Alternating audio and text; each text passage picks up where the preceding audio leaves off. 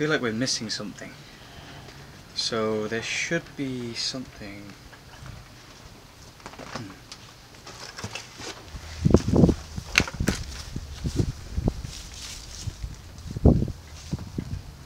Oh, sweet.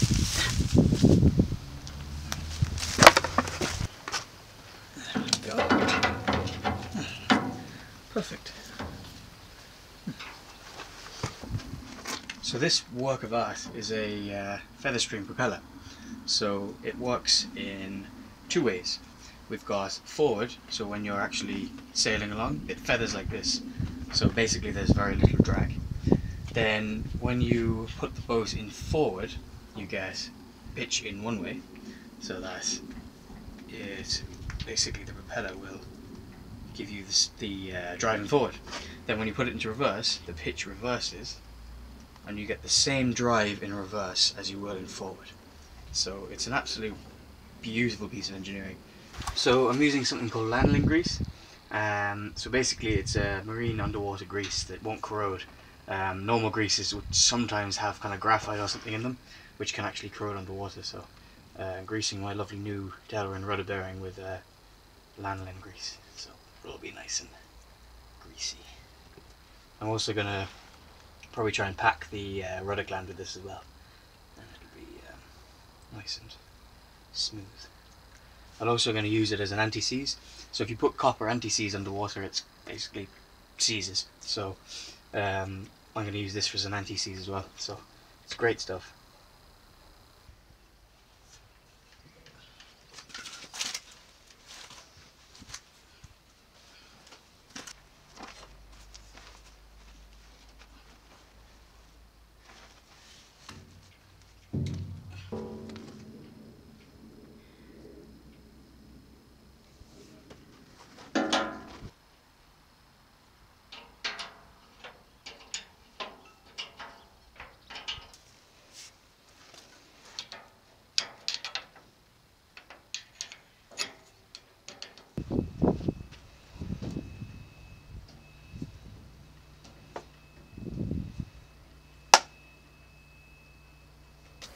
So today Neve's going to paint the deck, and I originally got pure white to put on the deck, but after thinking about it, it's probably not a great idea because I'll just end up getting snowblind. So what we've done is we've taken some Jotun black colourant, and I'm just going to mix through bit by bit until I get the right kind of grey, because I'm going to paint the deck grey. Neve's going to paint the deck grey. So I'm going to measure it out, probably put about 20 millilitres into this gallon, and I reckon that'll give us enough. That'll make it grey enough for us.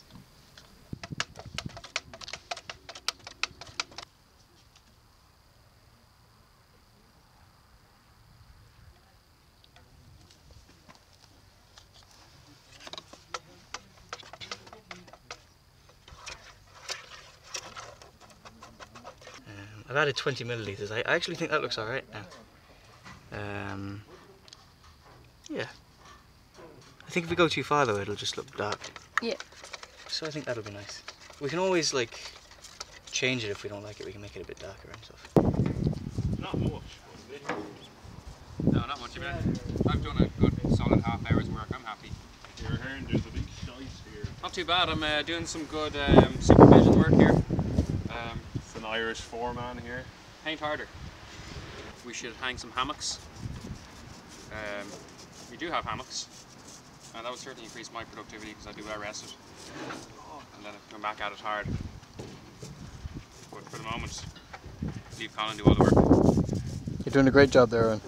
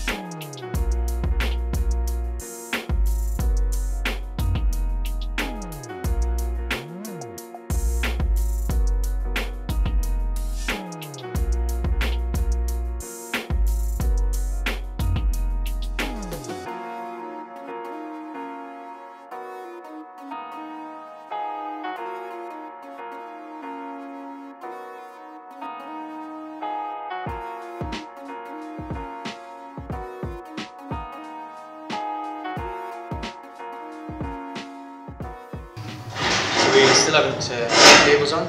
So these are the cables, and then you have a chain that will run over the cog inside the steering binnacle. So this is the steering binnacle that we were doing a few months ago, and we put new stainless steel bearings in it. And I'm going to fit this cable onto this chain with copper ferrules. So then I'll put this through here. It'll be connected on that. But so that's basically our cable steering system, which will be our main, our primary, and we've got a tiller then on the back as our secondary steering system. So I like that. I always wanted to steal a boat with a wheel, so I can do this.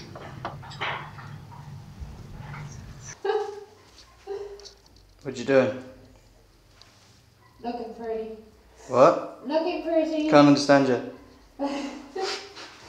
I am painting. Yeah. Painting the build. Looks good. That's where we're going to keep all the wine. Yeah. Pretty much. I look an idiot with this mask on. You look like one too.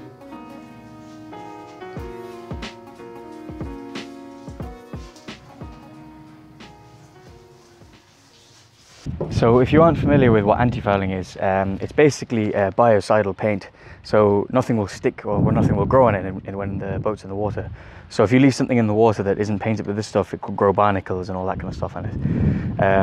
So basically you paint every year or every 2 years, depending on the antifouling, you paint the bottom of the boat under the waterline with antifouling, and that's what we painted here. We painted it with Jotun Sea Force 30, which is supposed to last 30 months, but we'll be hauling it next year anyway, and we'll see how the antifouling fares.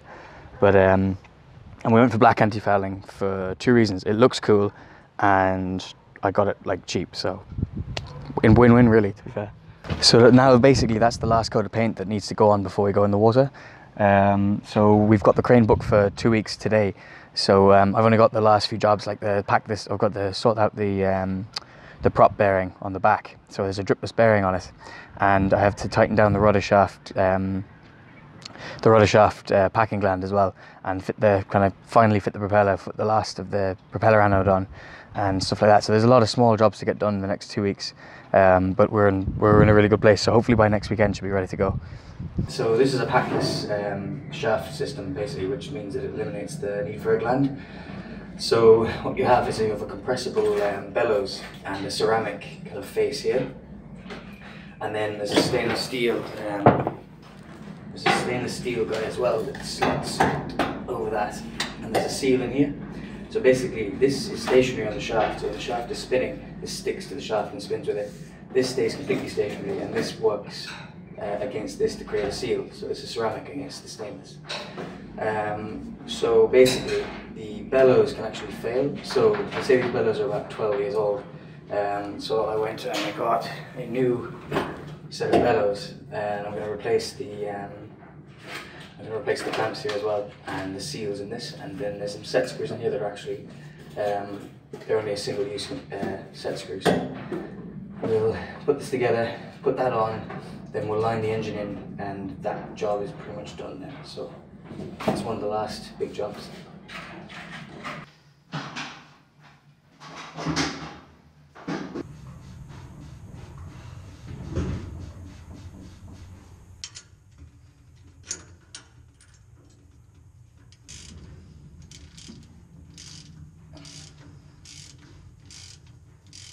So I'm just lining up the coupling with the engine, and what I've done is I've unbolted the engine and moved it around and checked the coupling itself.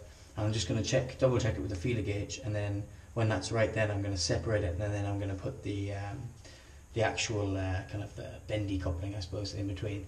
And it takes about the inch between, and you can kind of get it a little bit wrong, but I think this is pretty perfect all the way around. So you'll tighten the engine up, and then that should be that.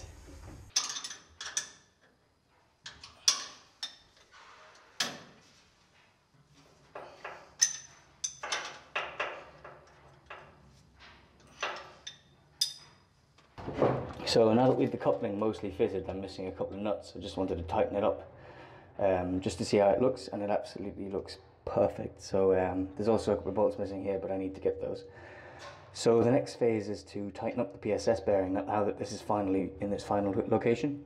So the method here is to push this collar up against the ceramic face here, just so it touches it. And then you mark off here where this guy sits, and then you push this back 20 millimeters so that your line here will line up here 20 mil off. Basically what that does is it gives you a compression against with the ceramic against the stainless steel rotor face, and basically that'll keep the seal between the ceramic and the stainless. It's a really handy system. Looks it's fairly simple actually. After that's done, after I've tightened this fella up, I'm just going to go over the whole thing, make sure everything's tight, and then do my final fitting. I need to put new compression grub screws in here as well, Loctite those in and everything. So yeah, we're really near the end now, so it's really exciting.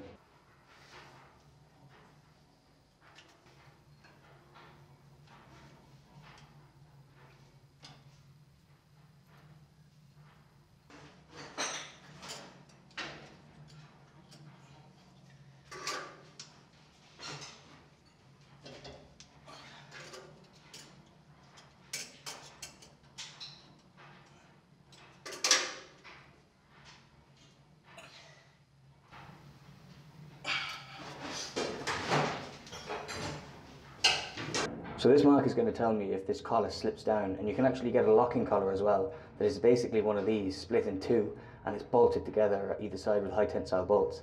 So that will basically completely stop this from slipping. I do plan on getting one of those, but I just didn't have it in time. But it's something that can be put on whenever. So that now this bearing is compressed, the PSS bearing is compressed. I'm going to put these two locking grub screws in place, so that'll completely lock down the two screws that are used to basically keep this guy in place. I would like to see more of these grub screws in this. It seems a little bit I don't know, maybe there's a reason for it, but there's only two kind of faces where this is locked against, but I don't know, maybe there's a reason for that I'm missing, but I'd like to see more retaining screws in these. I don't think this is a fantastic design, this piece itself.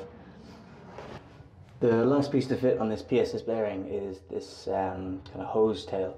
So there's two ways of fitting this for boats under 12 knots, that travel under 12 knots. Basically, you're supposed to put this guy in here and take the hose way above the waterline so that it lets any air burp out of here. Basically, it's for burping the bearing. Another way of doing it is plumbing it into the heat exchanger so that there's actually a constant flow of water going through the tube, through the bearing and out the cutlass bearing. That's probably the way I'm going to go, because I like the idea that there's water being kind of moved over the stainless shaft rather than just water stagnating in the bearing. Stainless steel only really stays as kind of stainless if there's a flow of oxygen to it, and if I'm kind of leaving water stagnate in there, basically the oxygen will be depleted and it won't be stainless, I guess. It won't work as stainless should work. So I'm going to plumb this in with a water line from the heat exchanger, but I'm not going to do that this weekend because I don't have the stuff I need to fit it. But that's kind of the last job on that, and the bearing's basically fitted, so that's good. So you may remember in a previous episode I was talking about the stuffing box. So I fitted the stuffing box with 5 coils of Teflon impregnated packing. So we packed this, and what I did was I stuffed a load of landing grease in there first, and it was coming out of the grease nipple, so it's fairly well packed in there. And I've used high tensile bolts to compress it as well. Originally it would have bolted straight into the brass or the bronze of the stuffing box, but I kind of like the idea of having it compressed with high tensile bolts with nylocks on them as well. I'm also planning to, once the boat's in the water and I'm happy that this isn't leaking, I'm going to use a locking nut just on the top, and that should lock it off pretty well. Next job is to put the steering quadrant back on, and I'm actually going to rub the whole, once that's done I'm going to rub the whole shaft with lanolin grease as well, because it'll keep rust away. I also need to kind of do something with this rust here. When it was welded it wasn't cleaned off, so I need to do that as well. But yeah, apart from that, now I just get stuck in, get the steering quadrant back on, and yeah, be able to fit the steering cables.